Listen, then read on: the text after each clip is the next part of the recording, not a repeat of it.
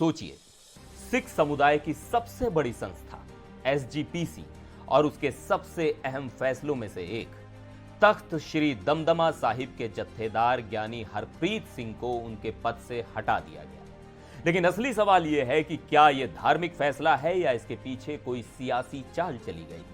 क्या कारण था कि एसजीपीसी ने अचानक जत्थेदार को बर्खास्त कर दिया?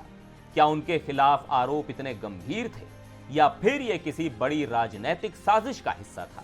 और सबसे अहम, क्या सुखबीर सिंह बादल को तनखैया घोषित करना ही इस बर्खास्तगी की असली वजह बना? आज हम आपको इस पूरी कहानी की हर एक कड़ी समझाने वाले हैं।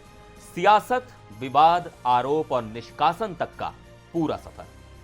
नमस्कार, मैं हूं सिद्धार्थ प्रकाश। यह कहानी सिर्फ किसी धार्मिक पद से हटाए जाने की नहीं है, बल्कि इसमें धर्म और राजनीति की वो उलझी हुई गुत्थी है जो पंजाब की सिख राजनीति में काफी समय से देखी जा रही है। शिरोमणि गुरुद्वारा प्रबंधक कमेटी यानी एसजीपीसी ने ज्ञानी हरप्रीत सिंह को तख्त श्री दमदमा साहिब के जत्थेदार पद से हटा दिया। उनकी जगह ज्ञानी जगतार सिंह को नया जत्थेदार बना दिया गया। लेकिन एसजीपीसी के इस फैसले ने सवाल खड़े कर दिए हैं। क्या यह फैसला किसी दबाव में लिया गया? क्या हरप्रीत सिंह को सच्चाई का साथ देने की सजा दी गई? चलिए इस पूरे विवाद की जड़ में जाते हैं। एसजीपीसी की कार्यकारी समिति ने अमृतसर में एक अहम बैठक की, जिसमें 3 सदस्यीय जांच कमेटी की रिपोर्ट को स्वीकार कर लिया गया। इस रिपोर्ट में ज्ञानी हरप्रीत सिंह के खिलाफ लगे आरोपों को सही माना गया। अब सवाल यह उठता है कि ये आरोप थे क्या? दरअसल 18 साल पुराने एक घरेलू विवाद का मामला सामने आया था, जिसमें ज्ञानी हरप्रीत सिंह पर आरोप था कि उन्होंने अपनी साली के वैवाहिक जीवन में हस्तक्षेप किया, जिससे उसका तलाक हो गया। यह शिकायत मुक्तसर के रहने वाले गुरप्रीत सिंह ने दर्ज करवाई थी।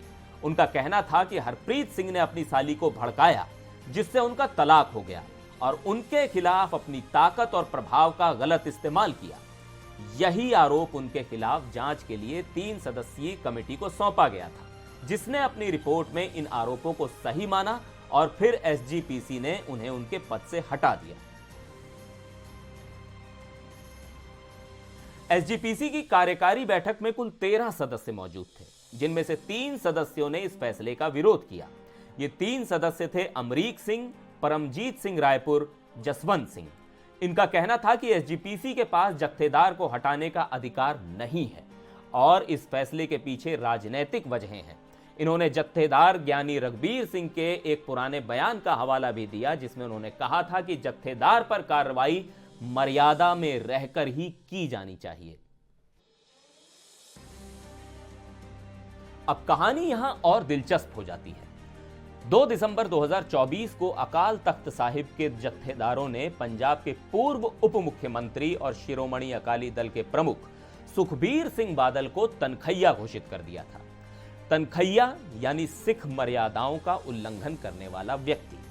सिर्फ सुखबीर बादल ही नहीं, बल्कि उनकी सरकार के कई बड़े मंत्रियों को भी दोषी ठहराया गया था। इन सभी को सजा के तौर पर गुरुद्वारे के शौचालय साफ करने, झाड़ू लगाने और बर्तन धोने का हुक्म दिया गया। अब एसजीपीसी पर शिरोमणि अकाली दल का बड़ा प्रभाव रहता आया है। ऐसे में सवाल उठने लगे कि क्या एसजीपीसी ने दबाव में आकर हरप्रीत सिंह को हटाया? जब एसजीपीसी ने उन्हें हटाने का फैसला लिया तो ज्ञानी हरप्रीत सिंह ने कहा कि मुझे पहले से अंदाजा था कि ऐसा होगा। जब आपको पहले से ही पता हो कि कुछ होने वाला है तो आपको आश्चर्य नहीं होता। उन्होंने कहा कि 2 दिसंबर के फैसले के बाद यह तय था कि मेरी सेवाएं समाप्त कर दी जाएंगी। इसी बीच फरीदकोट से निर्दलीय सांसद सरबजीत सिंह खालसा ने ज्ञानी हरप्रीत सिंह को हटाने के फैसले की निंदा की और एसजीपीसी से इस फैसले पर पुनर्विचार करने की अपील की। अब जरा इस पूरी कहानी के मुख्य किरदार को समझ लेते हैं। ज्ञानी हरप्रीत सिंह एक दलित परिवार से आते हैं। उनके पिता गांव के ग्रंथी थे। उन्होंने गुरु काशी गुरमत इंस्टीट्यूट से ग्रेजुएशन किया और फिर पंजाब यूनिवर्सिटी से धार्मिक अध्ययन में पीजी की डिग्री ली। इस वक्त वे कुरान और गुरु ग्रंथ साहिब के तुलनात्मक अध्ययन पर पीएचडी कर रहे हैं। 1997 में वो एसजीपीसी के प्रचारक के तौर पर शामिल हुए और 1999 में मुक्तसर के गुरुद्वारा दरबार साहिब के मुख्य ग्रंथी बने। इसके बाद 2017 में वो तख्त श्री दमदमा साहिब के जत्थेदार बने। 2018 में उन्हें अकाल तख्त का कार्यकारी जत्थेदार भी बनाया गया। तो एसजीपीसी ने ज्ञानी हरप्रीत सिंह को हटाने के पीछे घरेलू विवाद का कारण बताया, लेकिन कई लोग इसे धार्मिक फैसले से ज्यादा राजनीतिक कदम मान रहे हैं। क्या सुखबीर सिंह बादल को तनखैया घोषित करने की सजा ज्ञानी हरप्रीत सिंह को मिली, या फिर एसजीपीसी ने सिर्फ नियमों का पालन किया? इस पूरे घटनाक्रम से एक बात साफ हो जाती है कि सिख धार्मिक संस्थाओं और पंजाब की राजनीति के बीच रेखाएं अब बहुत धुंधली हो चुकी हैं।